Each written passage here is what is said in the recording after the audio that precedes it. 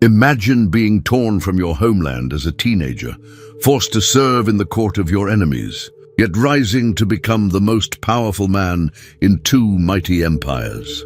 This is Daniel's incredible journey, a story of unwavering faith that defied kings, survived execution, and changed the course of history. From interpreting impossible dreams to walking unharmed among hungry lions, Daniel's life reads like an epic adventure novel. But this isn't fiction.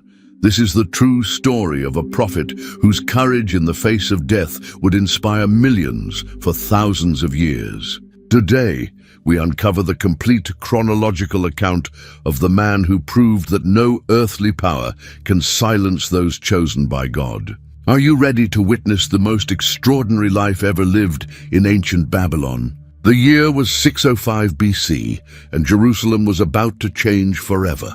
King Nebuchadnezzar of Babylon had arrived with his mighty army, and the city that had stood for centuries was now under siege. When the dust settled, the unthinkable had happened. God's holy city had fallen. But this wasn't just about conquering land. Nebuchadnezzar had a different kind of strategy in mind. The Babylonian king looked around the defeated city and made a calculated decision. He wanted the best and brightest young people from Jerusalem's noble families. As we read in Daniel chapter 1, verse 3, "Then the king instructed Ashpenaz, the master of his eunuchs, to bring some of the children of Israel and some of the king's descendants and some of the nobles." These weren't random prisoners. They were carefully selected teenagers with royal blood running through their veins.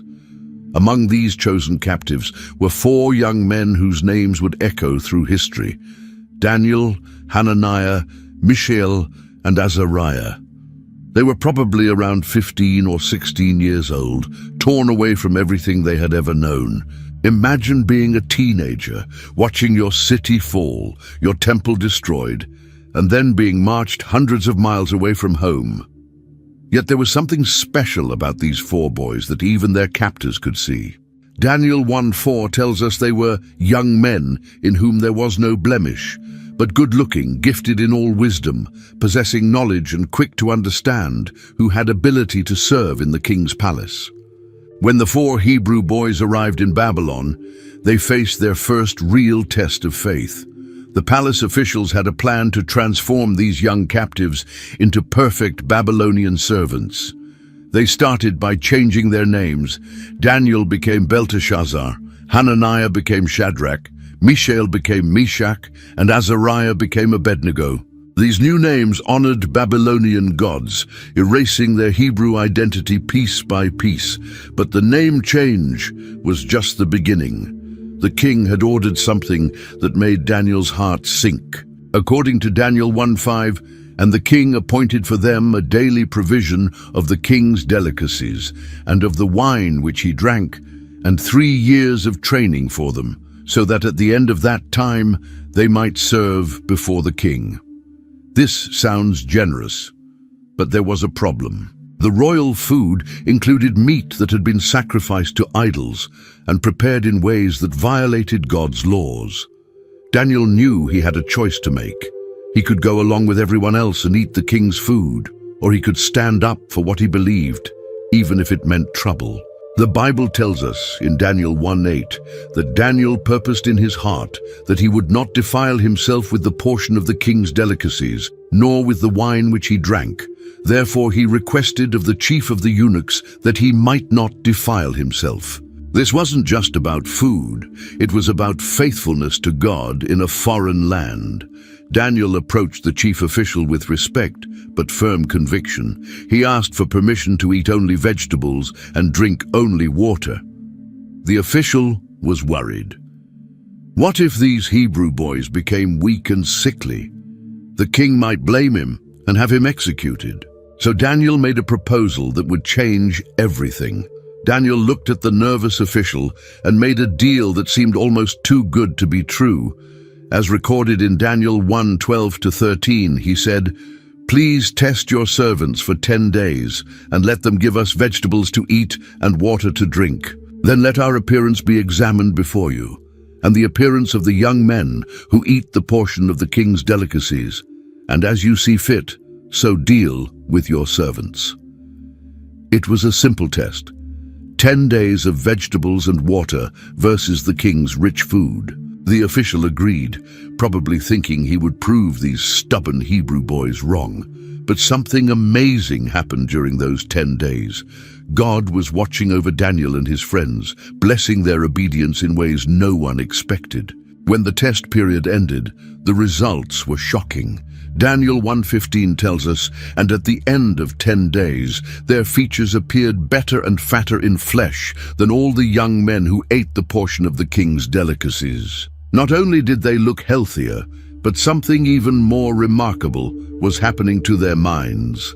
The Bible explains in Daniel 1:17, "As for these 4 young men, God gave them knowledge and skill in all literature and wisdom, and Daniel had understanding in all visions and dreams." While other students struggled with their lessons, Daniel and his friends excelled beyond everyone's expectations.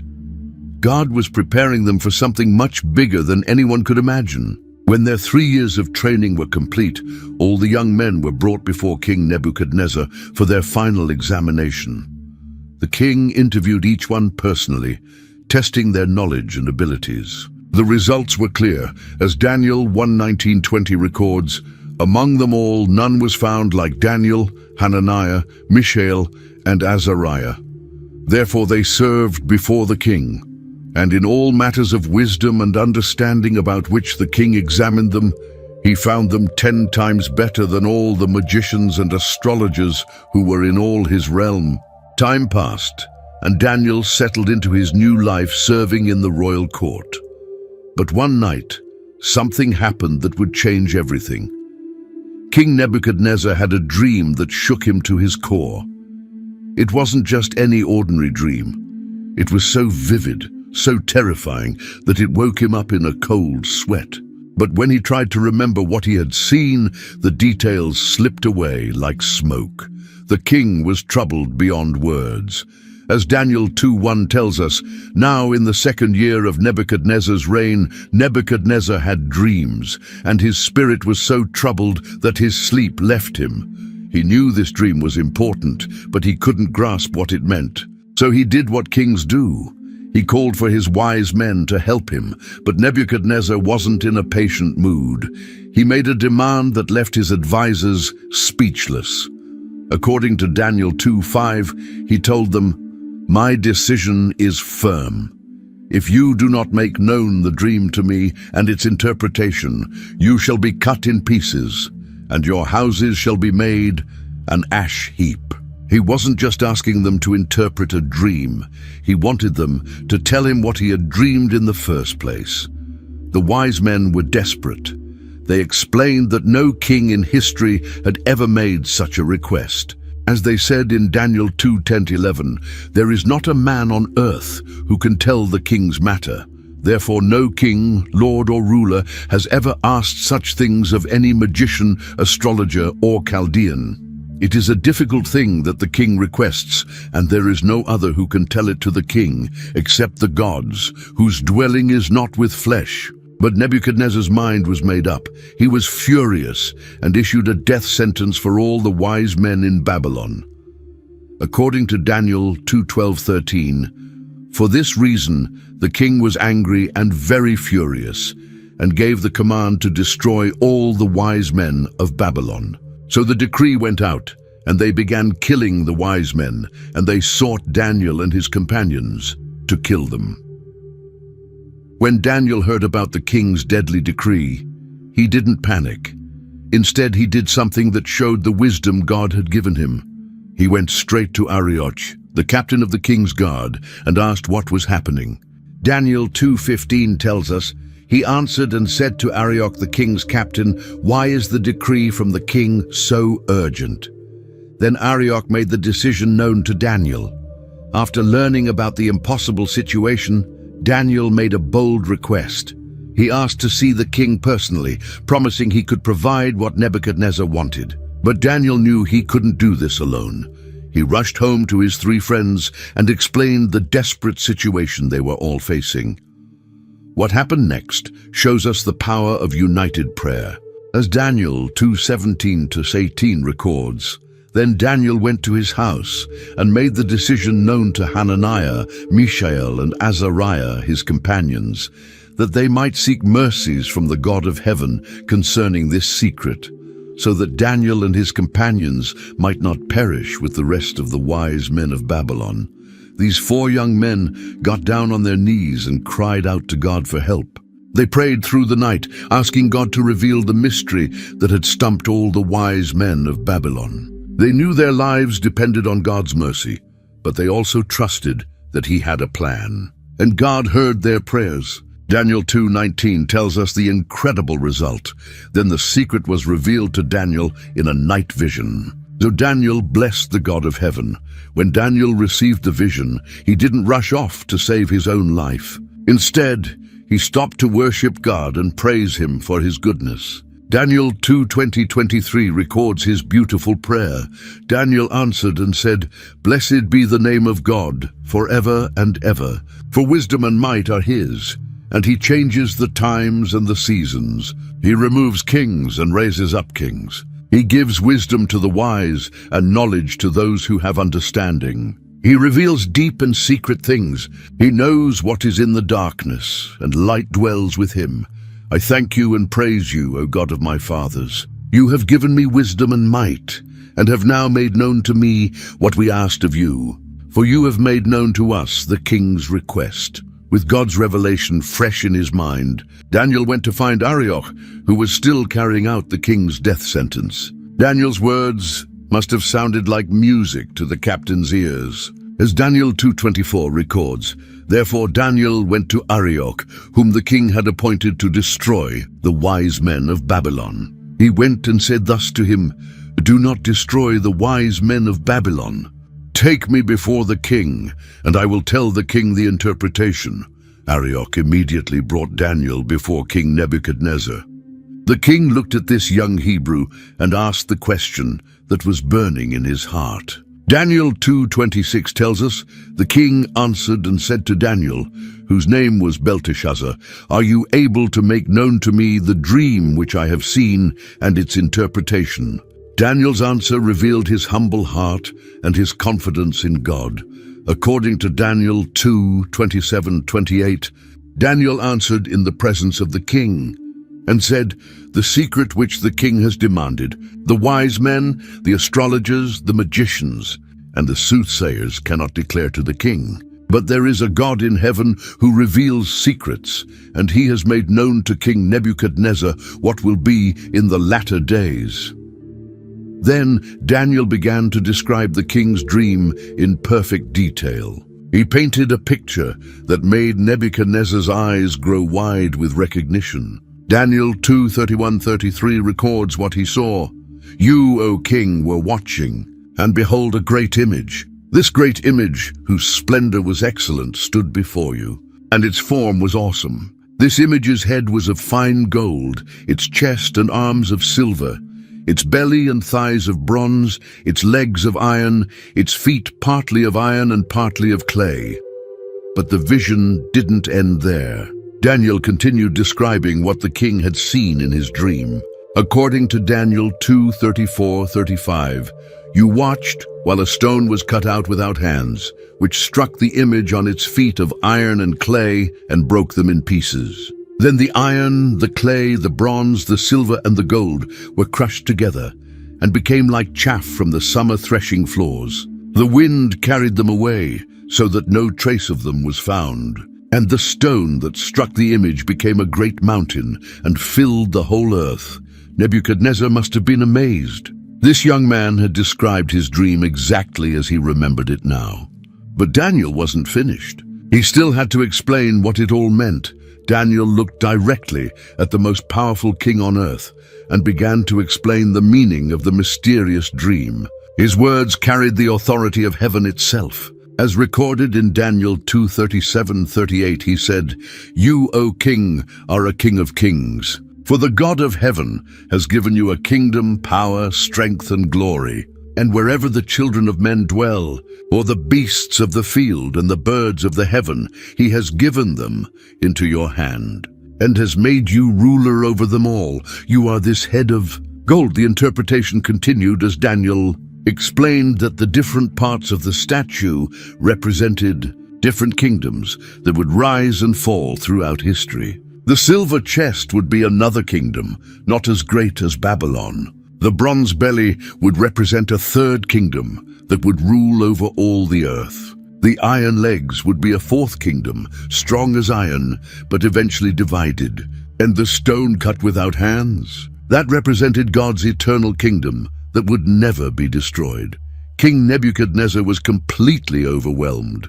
Here was a young Hebrew who had not only revealed his forgotten dream, but had also provided an interpretation that resonated with divine truth. The king's response was immediate and dramatic. Daniel 2:46 tells us, "Then King Nebuchadnezzar fell on his face, prostrate before Daniel, and commanded that they should present an offering and incense to him."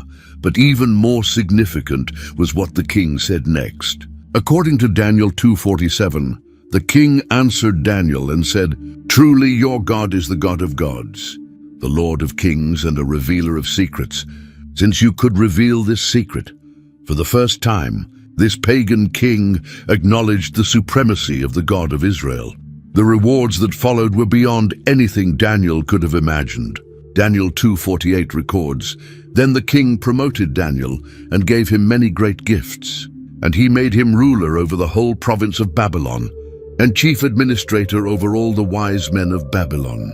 In one moment, Daniel went from a potential victim of execution to the second most powerful man in the Babylonian Empire. But Daniel didn't forget his friends who had prayed with him through that crucial night.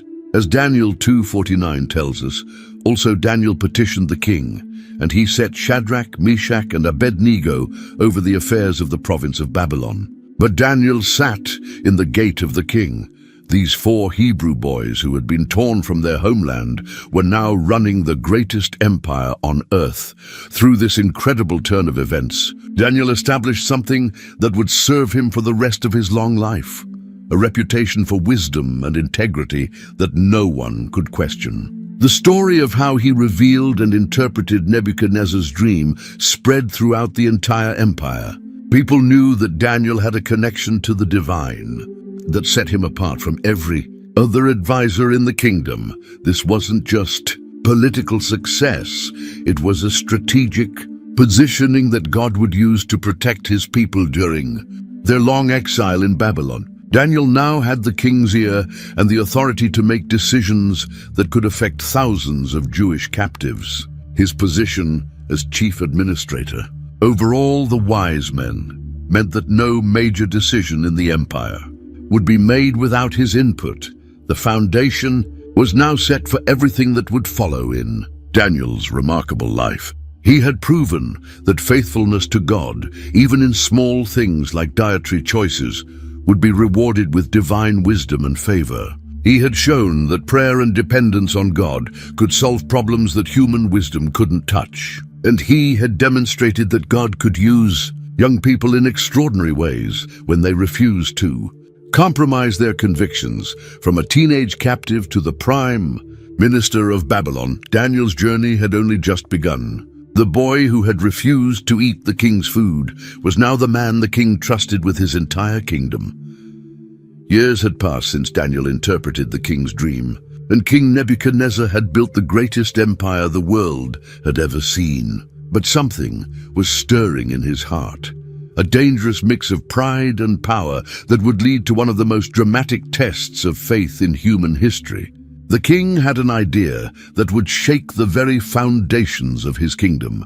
On the plain of Dura, outside the great city of Babylon, workers labored day and night on a project that amazed everyone who saw it. The king was building a statue unlike anything the world had ever seen. As Daniel chapter 3 verse 1 tells us, Nebuchadnezzar the king made an image of gold, whose height was 60 cubits and its width 6 cubits. He set it up in the plain of Dura, in the province of Babylon.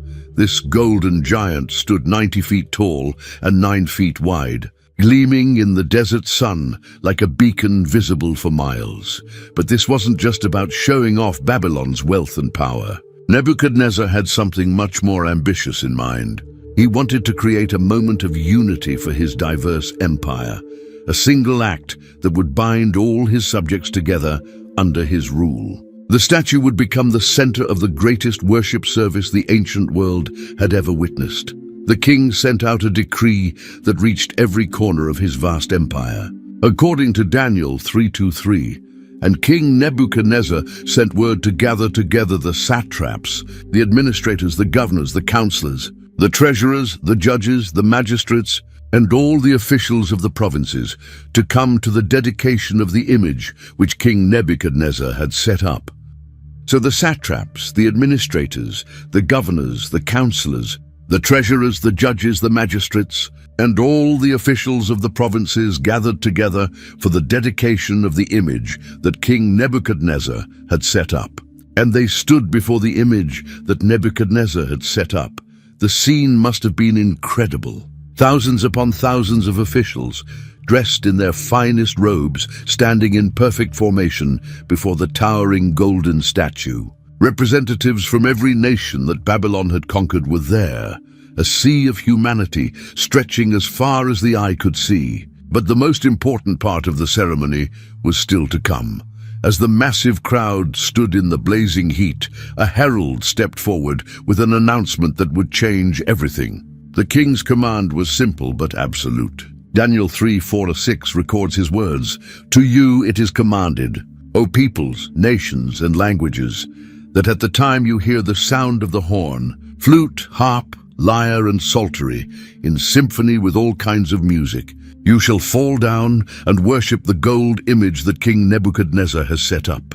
And whoever does not fall down and worship shall be cast immediately into the midst of a burning fiery furnace."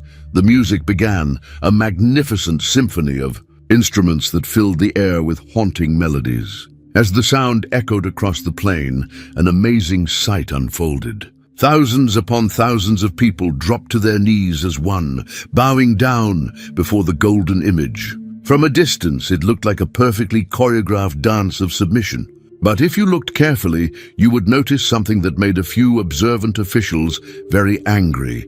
Standing tall among all the bowing figures were three men who refused to kneel. Shadrach, Meshach, and Abednego remained upright, their eyes fixed not on the golden statue, but on the God of heaven who had commanded them to worship no other gods. Their defiance was like a beacon in a sea of submission, impossible to miss and impossible to ignore. The Babylonian officials who saw this act of rebellion could barely contain their excitement. Here was their chance to get rid of these Hebrew administrators who had been promoted above them. Daniel 3:8 tells us, "Therefore at that time certain Chaldeans came forward and accused the Jews. These jealous men rushed to the king with their report, probably thinking this would be the end of the three Hebrews once and for all. When the news reached Nebuchadnezzar, his reaction was explosive. According to Daniel 3:13, then Nebuchadnezzar, in rage and fury, gave the command to bring Shadrach, Meshach, and Abednego. So they brought these men before the king. The same king who had promoted these men to high positions was now glaring at them with deadly anger. In his mind, their refusal to bow was not just disobedience. It was a personal insult to his authority and a challenge to his absolute power. Standing before the furious king, the three Hebrew men faced a moment that would define their legacy forever. Nebuchadnezzar's voice probably shook with rage as he spoke, but he gave them one last chance. Daniel 3:14-15 records his words. Nebuchadnezzar spoke, saying to them, "Is it true, Shadrach, Meshach, and Abednego, that you do not serve my gods or worship the gold image which I have set up? Now if you are ready at the time you hear the sound of the horn, flute, harp, lyre, and psaltery, and all kinds of music, to fall down and worship the image which I have made, good. But if you do not worship, you shall be cast immediately into the midst of a burning fiery furnace. And who is the God who will deliver you from my hands?" That last question revealed everything about Nebuchadnezzar's mindset. Despite all he had witnessed about the power of the Hebrew God, pride had clouded his memory. He was challenging heaven itself, asking what God could possibly stand against the might of Babylon. He was about to get an answer that would shock him to his core. The three friends looked at each other, and then they looked back at the king. Their response became one of the most powerful declarations of faith ever recorded in human history. Daniel 3:16-18 preserves their exact words.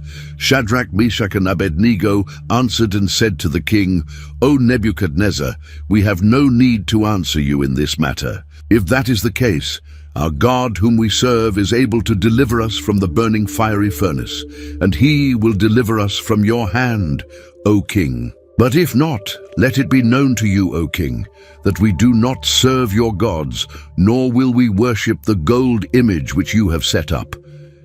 These words contain both absolute faith and absolute surrender.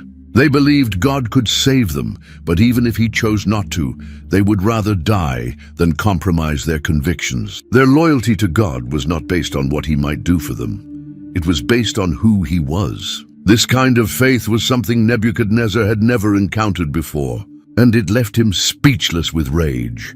The king's fury reached a boiling point that matched the furnace he was about to use for execution. Daniel 3:19 tells us, "Then Nebuchadnezzar was full of fury, and the expression on his face changed toward Shadrach, Meshach, and Abednego.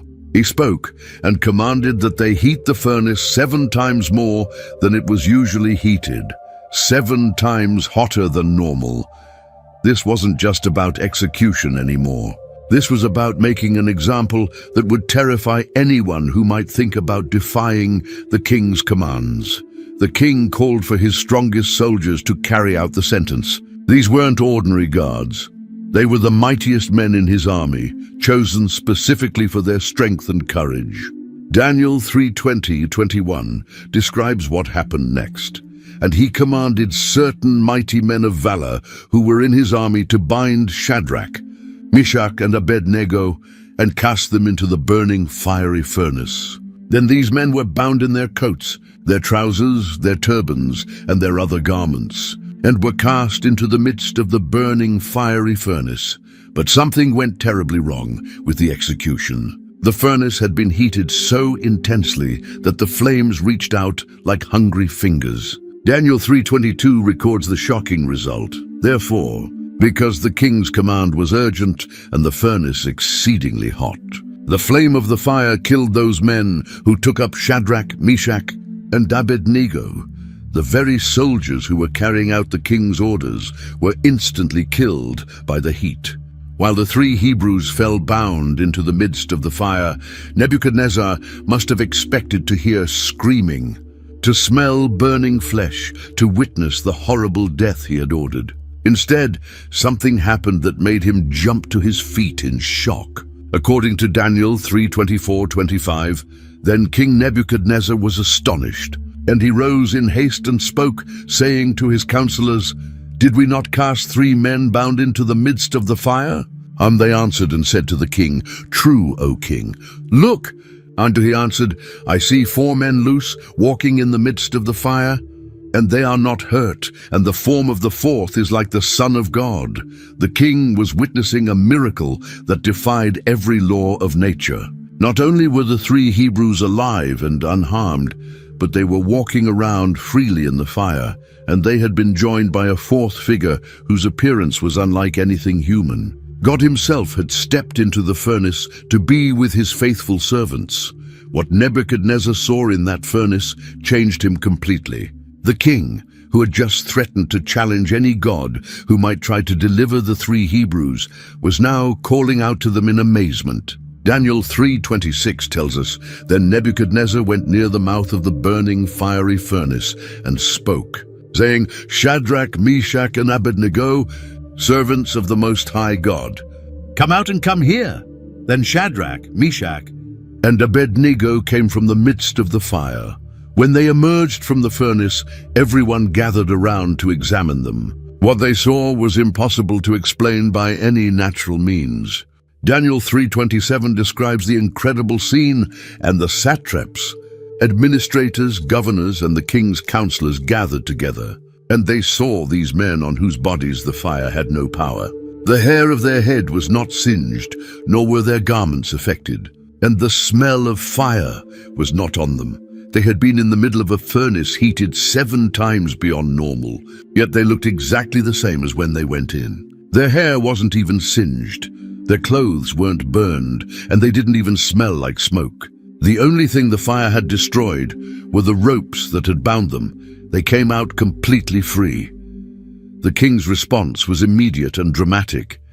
According to Daniel 3:28-29, Nebuchadnezzar spoke, saying, "Blessed be the God of Shadrach, Meshach, and Abednego, who sent his angel and delivered his servants who trusted in him, and they have frustrated the king's word and yielded their bodies, that they should not serve nor worship any god except their own God. Therefore I make a decree that any people, nation, or language which speaks anything amiss against the God of Shadrach, Meshach, and Abednego shall be cut in pieces, and their houses shall be made an ash heap, because there is no other God who can deliver like this." The 3 Hebrews were promoted to even higher positions in the province of Babylon. But Nebuchadnezzar's lesson in humility wasn't over yet. Pride crept back into his heart, and another dream came that Daniel interpreted, a warning that the king would lose his sanity and live like an animal until he acknowledged that God rules over all kingdoms. Daniel 4:33 records the fulfillment. That very hour, the word was fulfilled concerning Nebuchadnezzar. He was driven from men and ate grass like oxen. His body was wet with the dew of heaven, till his hair had grown like eagle's feathers, and his nails like birds' claws. Many years passed, and the great king Nebuchadnezzar eventually died. The crown of Babylon passed through several hands before landing on the head of his grandson, Belshazzar. Unlike his grandfather, who had learned to respect the God of Israel through hard experience, Belshazzar was a different kind of ruler entirely. He was reckless, immoral, and showed no interest in the spiritual lessons that had transformed Nebuchadnezzar's life. Belshazzar ruled as regent, while his father, Nabonidus, was away on military campaigns in distant lands. This gave the young king a taste of absolute power, and he used it poorly. He threw lavish parties, lived in luxury, and seemed to care nothing for the responsibilities of leadership. Most dangerous of all, he showed complete disrespect for the God who had protected Babylon during his grandfather's reign. The contrast between grandfather and grandson couldn't have been more striking. When Nebuchadnezzar had learned to humble himself before God, Belshazzar strutted around in arrogant pride.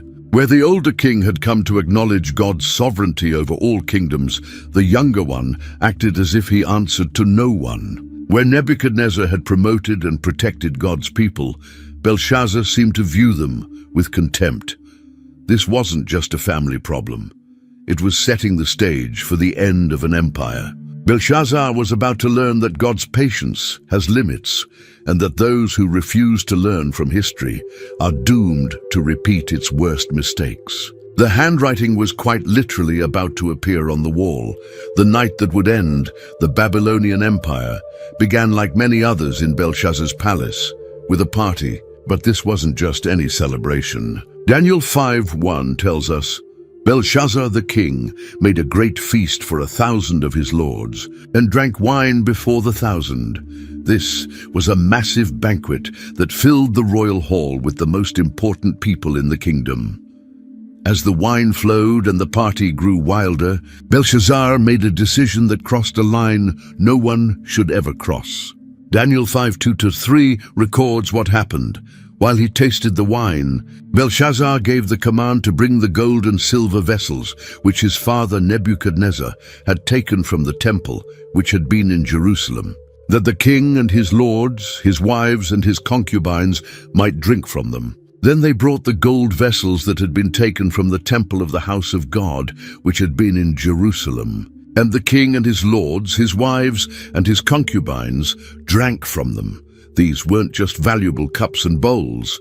They were sacred objects that had been consecrated for worship in God's temple. Using them for a drunken party was like spitting in the face of heaven itself. But Belshazzar wasn't finished with his act of sacrilege. Daniel 5:4 tells us what happened next. They drank wine and praised the gods of gold and silver, bronze and iron, wood and stone. While drinking from God's holy vessels, they were actively worshipping false gods made of metal and wood. It was the ultimate act of defiance and disrespect. But God was watching, and his response was immediate and terrifying. Right in the middle of their blasphemous celebration, something happened that sobered everyone instantly. Daniel 5:5-6 describes the moment. In the same hour, the fingers of a man's hand appeared and wrote opposite the lampstand on the plaster of the wall of the king's palace. And the king saw part of the hand that wrote. Then the king's countenance changed, and his thoughts troubled him, so that the joints of his hips were loosened, and his knees knocked against each other. A disembodied hand had appeared and was writing mysterious words on the palace wall in full view of everyone at the feast. The party stopped dead. The king, who had been laughing and drinking moments before, was now shaking with terror. The mysterious writing on the wall sent King Belshazzar into a panic. He immediately called for his wise men, astrologers, and fortune-tellers, promising incredible rewards to anyone who could read the strange words and explain their meaning. Daniel 5:7 records his desperate offer. The king cried aloud to bring in the astrologers, the Chaldeans, and the soothsayers. The king spoke, saying to the wise men of Babylon, "Whoever reads this writing and tells me its interpretation shall be clothed with purple and have a chain of gold around his neck. And he shall be the third ruler in the kingdom." But just like in his grandfather's time, the wise men of Babylon were completely helpless. Daniel 5:8 tells us, "Now all the king's wise men came, but they could not read the writing or make known to the king its interpretation." The writing might as well have been invisible to them. They couldn't even read the words, much less explain what they meant.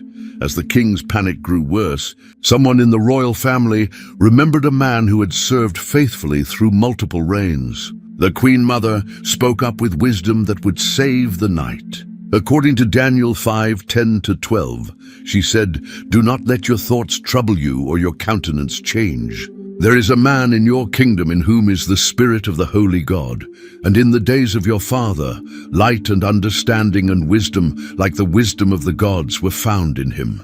And King Nebuchadnezzar, your father the king, made him chief of the magicians, astrologers, Chaldeans, and soothsayers. Inasmuch as an excellent spirit, knowledge, understanding, interpreting dreams, solving riddles, and explaining enigmas were found in this Daniel, whom the king named Belteshazzar. Now let Daniel be called, and he will give the interpretation." When Daniel arrived in the banquet hall, he was now an elderly man who had served faithfully through decades of Babylonian rule.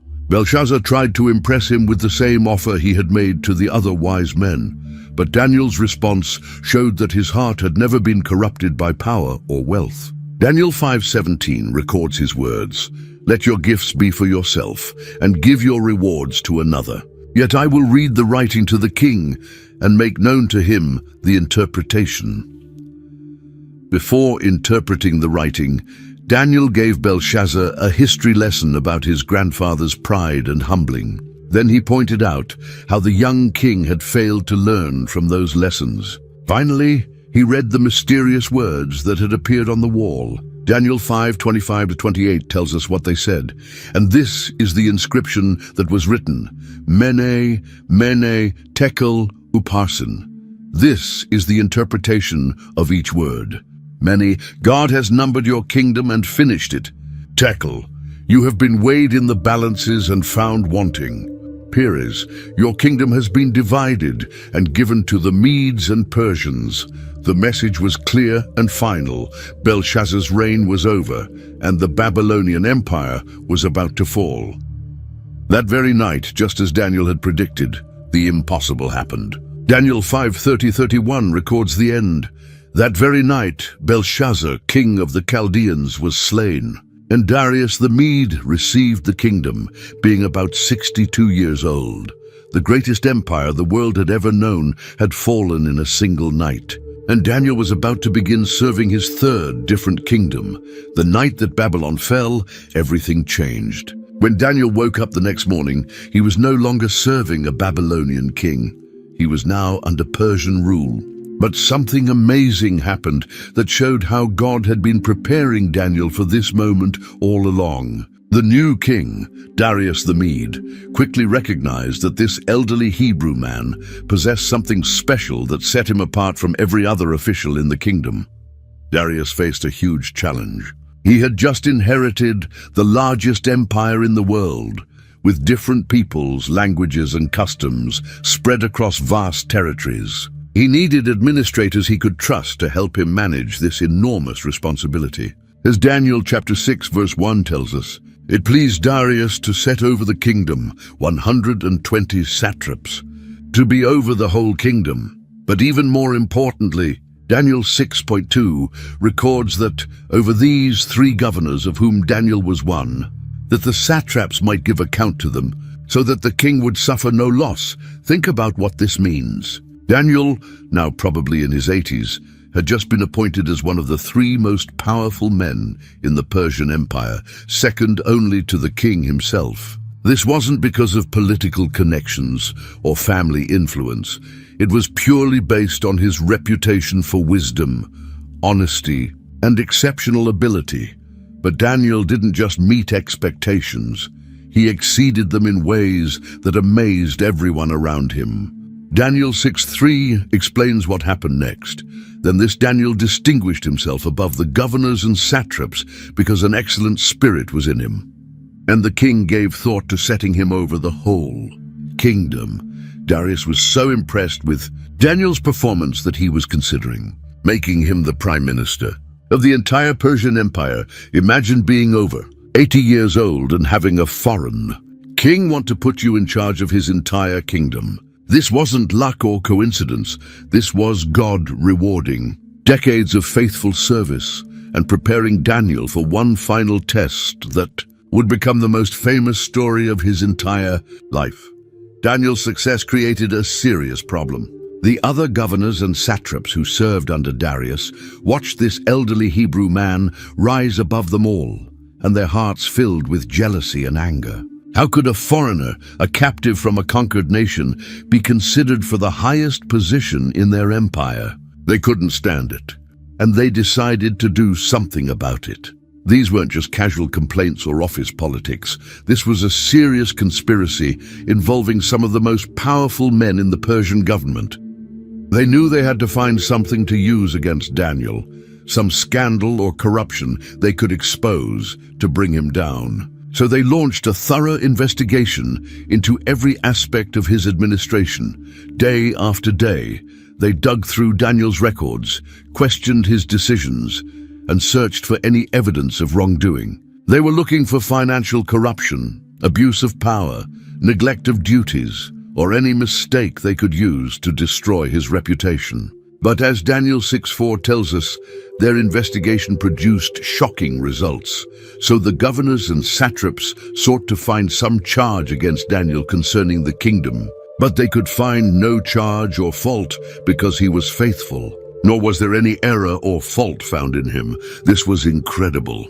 Here was a man who had served in government for over 60 years, through multiple kings and empires, yet his enemies couldn't find a single instance of corruption or misconduct. His integrity was so complete, his honesty so absolute, that even his worst enemies had to admit he was beyond reproach. But instead of giving up, Daniel's enemies became more determined.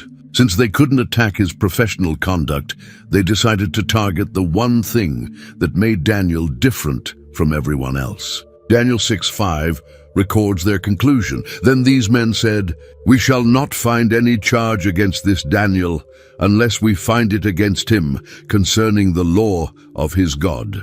They realized that Daniel's faithfulness to God was so unwavering that they could use it as a weapon against him. The conspirators came up with a plan that was both clever and cruel.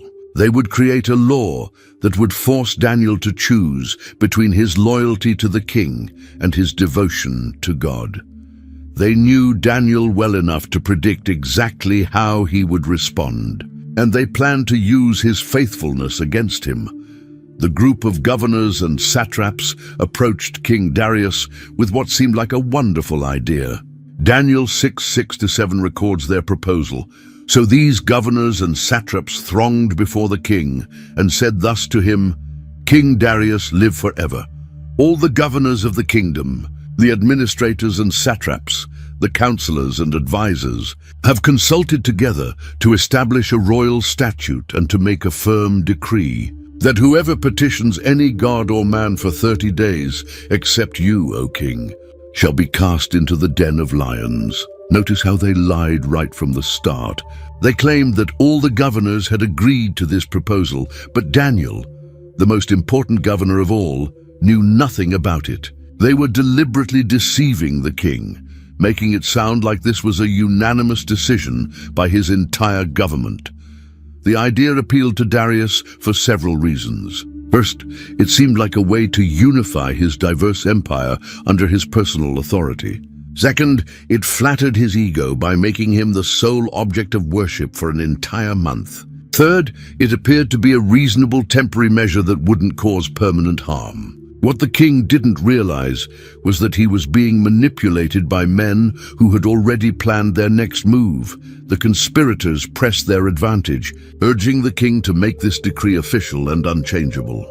As Daniel 6:8 tells us, they said, "Now, O king, establish the decree and sign the writing so that it cannot be changed, according to the law of the Medes and Persians, which does not alter." This was the key to their trap. Once Darius signed this law, even he wouldn't be able to change it. King Darius, unaware that he was walking into a carefully laid trap, agreed to their proposal. Daniel 6:9 records the moment that sealed Daniel's fate. Therefore, King Darius signed the written decree. The law was now in effect, and anyone who prayed to any god except the king would be thrown to the lions. When Daniel heard about the new law, he faced the most important decision of his life. He was now over 80 years old, had served faithfully through multiple kingdoms, and could have easily justified finding a way around this temporary restriction. He could have prayed silently, or traveled outside the capital, or found some other compromise that would keep him safe while technically obeying the law. But Daniel didn't even consider compromising. His relationship with God wasn't something he practiced only when it was convenient or safe. It was the foundation of his entire life. The way he responded to this crisis showed the character that had sustained him through decades of faithful service. Daniel 6:10 describes exactly what happened when Daniel learned about the deadly decree. Now when Daniel knew that the writing was signed, he went home, and in his upper room, with his windows open toward Jerusalem, he knelt down on his knees 3 times that day and prayed and gave thanks before his God, as was his custom since early days. Think about the courage this took. Daniel knew that his enemies were watching, waiting for him to do exactly what he had always done. He knew that continuing his regular prayer routine would result in his death. Yet he went straight home, opened his windows wide so anyone could see, and knelt down to pray just as he had done every day for decades. 3 times that day, morning, afternoon, and evening, Daniel prayed with his windows open toward Jerusalem. He didn't hide, he didn't whisper, and he didn't change his routine in any way. His prayers included thanksgiving to God, showing that even facing death, Daniel's heart was filled with gratitude rather than fear or anger.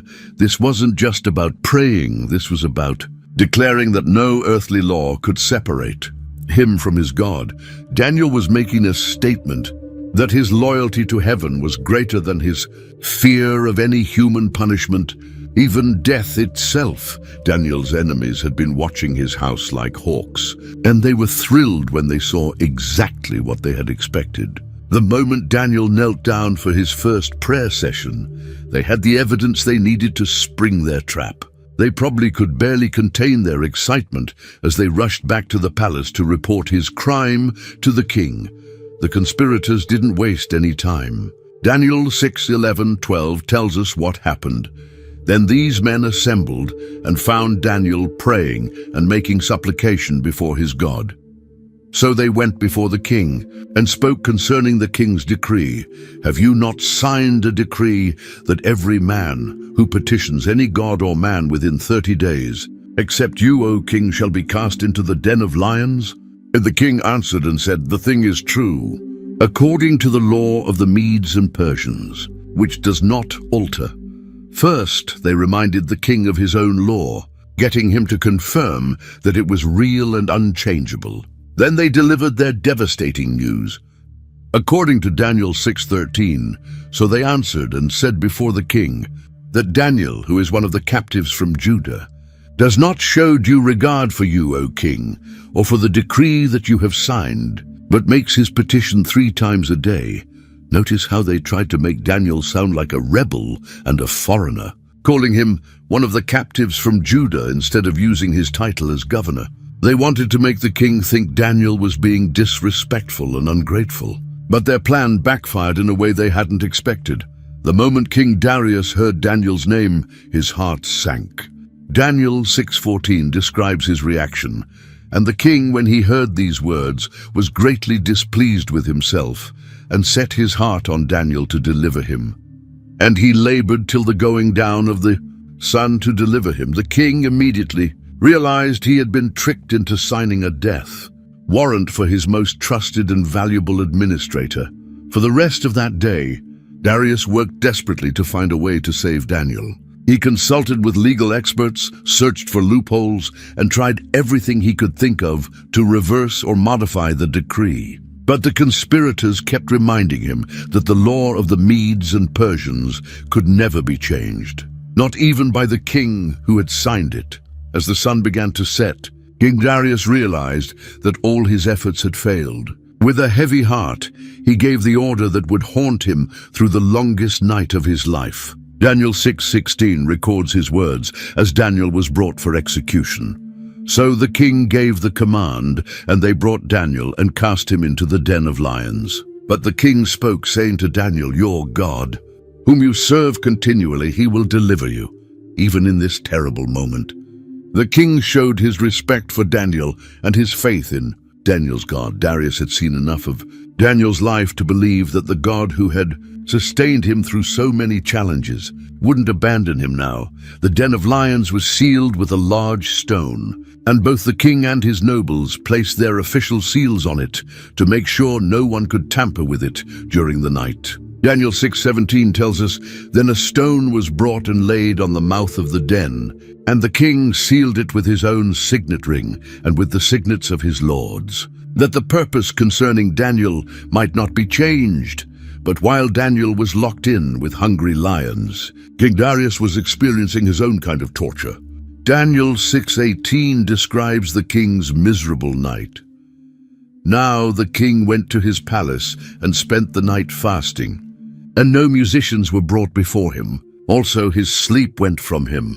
The king couldn't eat, couldn't enjoy any entertainment, and couldn't sleep. He spent the entire night pacing and worrying about the man he had been forced to condemn. Meanwhile, something incredible was happening in the lion's den. While the king tossed and turned in his palace, Daniel was experiencing the most peaceful night of his life. God had sent an angel to protect his faithful servant, and the lions that should have torn Daniel apart were lying quietly around him, like gentle house cats. As soon as the first light of dawn appeared, Darius couldn't wait any longer. Daniel 6:19-20 tells us, then the king arose very early in the morning and went in haste to the den of lions. And when he came to the den, he cried out with a lamenting voice to Daniel.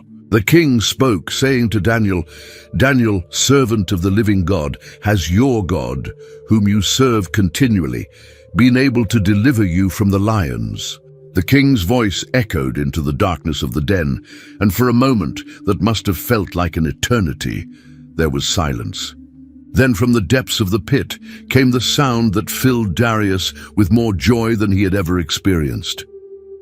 Daniel's voice, strong and clear and very much alive. Daniel 6:21-22 records Daniel's response. Then Daniel said to the king, O king, live forever. My God sent his angel and shut the lions' mouths, so that they have not hurt me, because I was found innocent before him. And also, O king, I have done no wrong before you."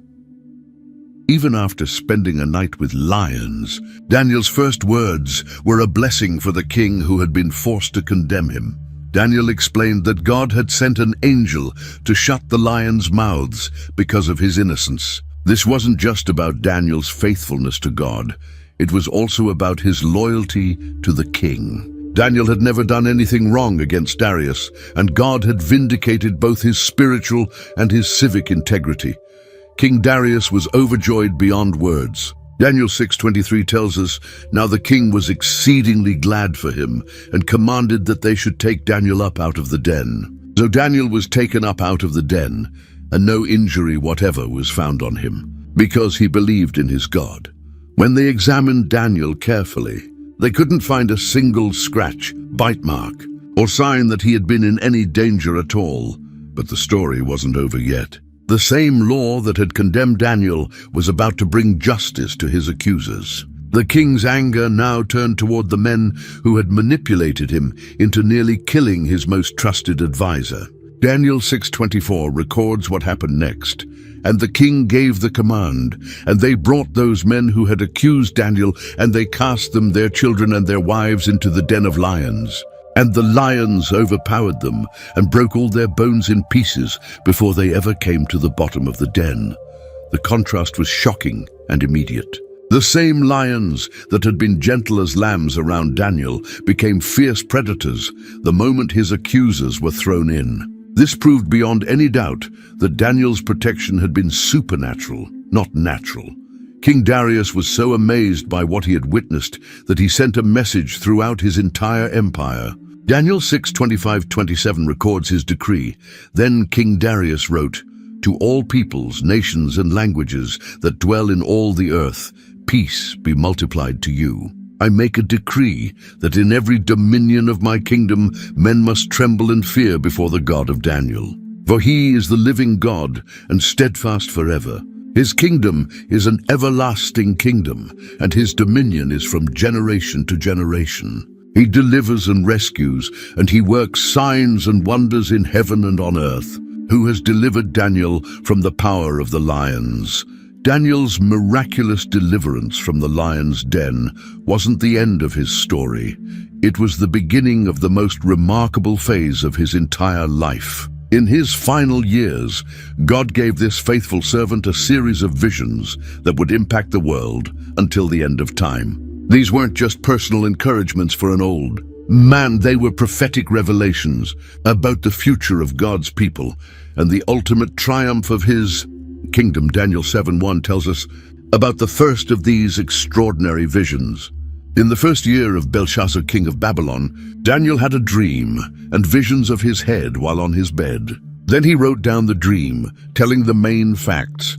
In this vision, Daniel saw 4 great beasts coming up from the sea, representing the same world empires he had interpreted in Nebuchadnezzar's statue dream. But now, with much more detail about their character and destiny, the visions continued with increasing intensity and detail. Daniel received the prophecy of the 70 weeks, which provided a precise timeline for the coming of the Messiah. He saw visions of future conflicts, the rise and fall of kingdoms, and the persecution and ultimate victory of God's people. Each vision built upon the others, creating a comprehensive picture of history from Daniel's time until the end of the world. What makes these visions even more remarkable is that Daniel was receiving them while continuing to serve faithfully in his government position. Daniel 6:28 tells us, "So this Daniel prospered in the reign of Darius and in the reign of Cyrus the Persian." Even in his 80s and 90s, Daniel remained active in public service while also serving as God's prophet for future generations.